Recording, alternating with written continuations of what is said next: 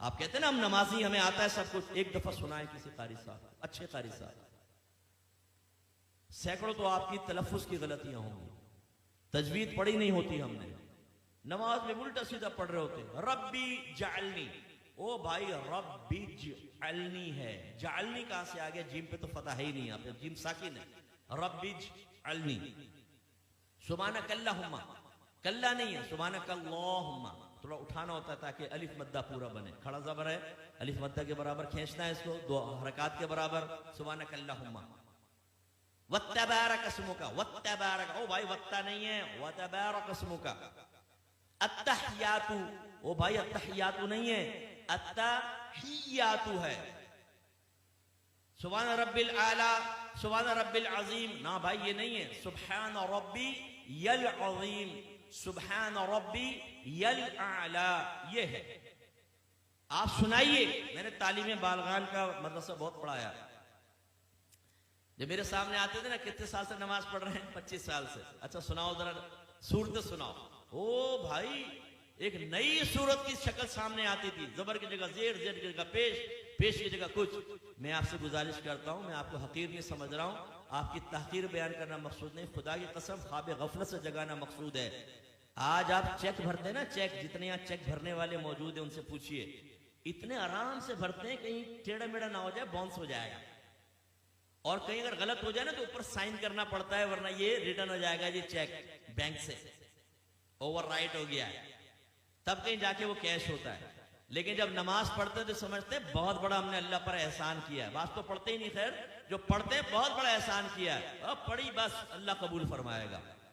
हालांकि नबी करीम सल्लल्लाहु अलैहि वसल्लम फरमाते हैं कि बंदा बाज़ औक़ात 60 बरस तक नमाज पढ़ता है, लेकिन उसकी एक भी नमाज अल्लाह ताला की बारगाह में कबूल नहीं होती, क्योंकि रुकू सही करता है तो सजदा गलत कर देता है, सजदा सही करता है तो रुकू गलत कर देता है। एक रिवायत में फरमाया, बाज नमाजी ऐसे हैं कि मस्जिद के दरवाजे से बाहर नहीं निकलने पाते कि उनकी नमाज पुराने कपड़े की तरह लपेट के उसके मुंह पे मार दी जाती है। एक रिवायत में फरमाया, जब नमाजी बाज़ औक़ात नमाज खत्म करता है तो नमाज उससे ये कहती है, अल्लाह तुझे ऐसा ही बर्बाद कर दे जैसा तूने मुझे बर्बाद किया। उसमें वो खास तौर पे सुपरमैन नौजवान यहां बैठे हुए ना, जब नमाज पढ़ने खड़े होते हैं, रुकू सजदा, एकदम सीधे खड़े हो गए, रुकू सजदा, अभी हमारी अल्हम्द आदि भी नहीं होती, 2 रकातें खत्म कर लेता, और जब ये सलाम फेरा कल्टी बाहर, ओ भाई तो ये तू एक्सप्रेस ट्रेन बना हुआ है, बुलेट ट्रेन, ये तेरा फायदा क्या हुआ नमाज पढ़ने का, यानी सर से बोझ उतार रहे हो। आपने देखा जुमे की नमाज के बाद जैसे ही इमाम साहब सलाम फेरते हैं जूतियों पर रश लग जाता है, इतना रश हो जाता है जैसे बाहर 5-5 हजार के नोट बट रहे हैं, अगर देर हो गई तो निकल जाएंगे। जूतियां ढूंढने में 15 मिनट वहां लगा देंगे, मस्जिद में नहीं बैठेंगे, ना सुनन पढ़ेंगे ना नवाफिल पढ़ेंगे आगे के, और बाहर निकल के फिर दूसरे कहते हैं हाँ क्या करना, चल ढाबे में चाय पीते, अभी तुम इसलिए बाहर निकल कर आए थे।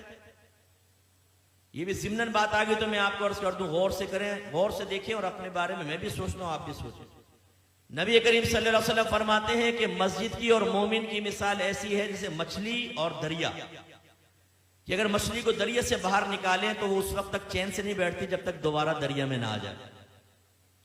और मुनाफिक की और मस्जिद की मिसाल ऐसी है जैसे परिंदा और पिंजरा, कि अगर परिंदे को पिंजरे में बंद कर दें तो फड़फड़ाता रहता है कि दरवाजा खुले और मैं उड़ जाऊं, और जैसे खोलते हैं उड़ जाता। अपने बारे में हम सबको गौर करना चाहिए, हम में मोमिनाना सिफत है या मुनाफिकाना सिफत है। इमाम साहब सलाम फेरते हैं, दुआ भी नहीं मांगते, ये बस इमाम साहब ने सलाम फेरा फौरन उठ के बाहर, जूती लेके बाहर। करना क्या है, दोस्तों के साथ बैठ के गंदी लड़कियों की बातें करनी।